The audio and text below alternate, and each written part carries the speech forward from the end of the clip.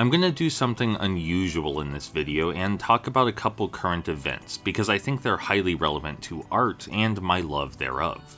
Firstly, there's understandably been quite a fuss about itch.io enforcing censorship on its platform through pressure from payment processors.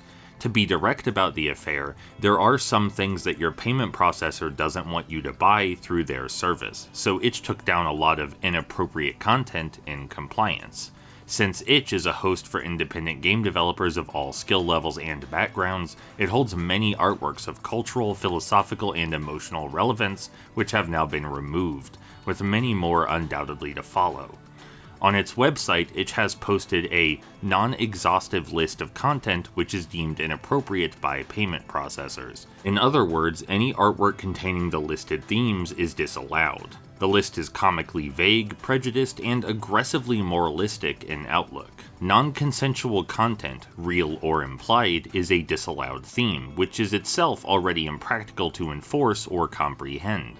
For example, violence is rarely a consensual behavior, as seen in practically any game involving combat with enemy NPCs.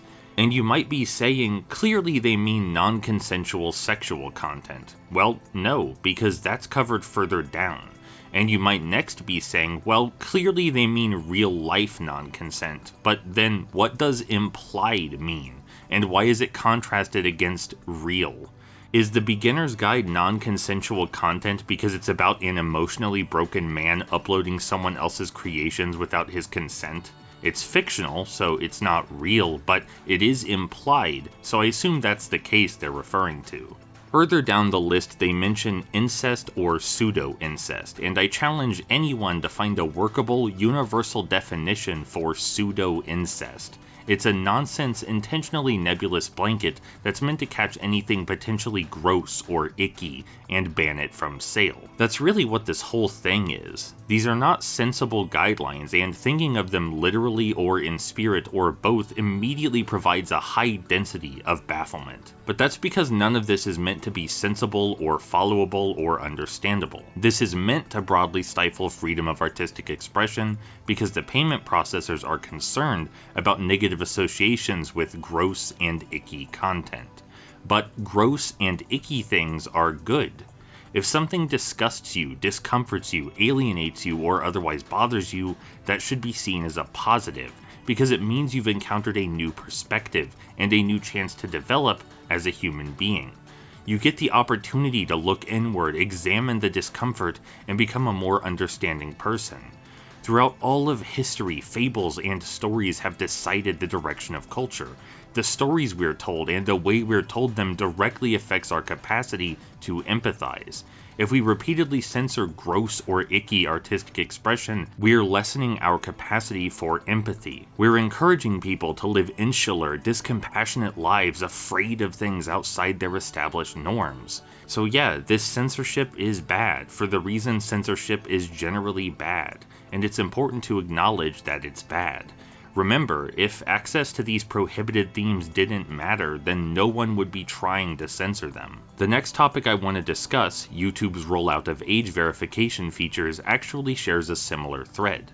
YouTube intends to use AI to guesstimate your actual age regardless of your stated age using data such as your watched videos, search history, and account's creation date. If an account is guesstimated to belong to an underage user, restrictive measures are implemented.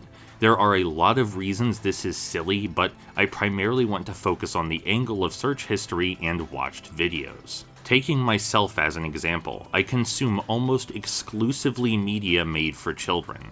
My bedroom is decorated with unicorns from My Little Pony, there are Power Rangers everywhere, and my DVD collection contains such things as Hello Kitty's Paradise. And this is because, stay with me here, I think children's media is just better. It's optimistic, educational, bubbly, sweet-hearted, and hopeful. It tries to teach kids lessons about compassion, togetherness, love, acceptance, compromise, and determination. Those are all valuable lifelong skills that adults often incorrectly believe aren't necessary. This is regularly reflected in adult media, which tends to be pretentious and cynical.